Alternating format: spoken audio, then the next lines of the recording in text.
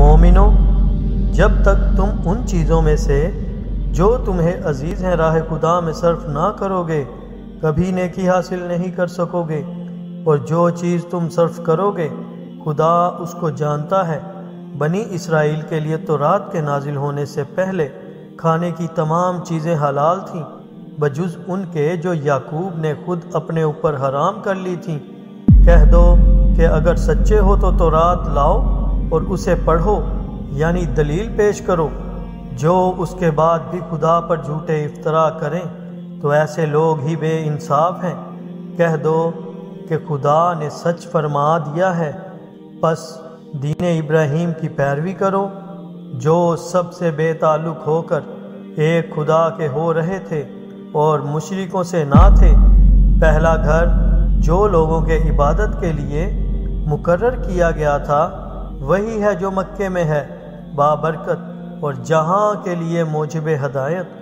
اس میں کھلی ہوئی نشانیاں ہیں، جن میں سے ایک ابراہیم کے کھڑے ہونے کی جگہ ہے۔ جو شخص اس مبارک گھر میں داخل ہوا اس نے امن پا لیا، اور لوگوں پر خدا کا حق یعنی فرض ہے کہ جو اس گھر تک جانے کا مقدور رکھے وہ اس کا حج کرے، اور جو اس حکم کی تعمیل نہ کرے گا تو خدا بھی اہل عالم سے بے نیاز ہے۔ کہو کہ اہل کتاب، تم خدا کی آیتوں سے کیوں کفر کرتے ہو اور خدا تمہارے سب اعمال سے باخبر ہے۔ کہو کہ اہل کتاب، تم مومنوں کو خدا کے رستے سے کیوں روکتے ہو، اور باوجود یہ کہ تم اس سے واقف ہو اور اس میں کجی نکالتے ہو، اور خدا تمہارے کاموں سے بے خبر نہیں۔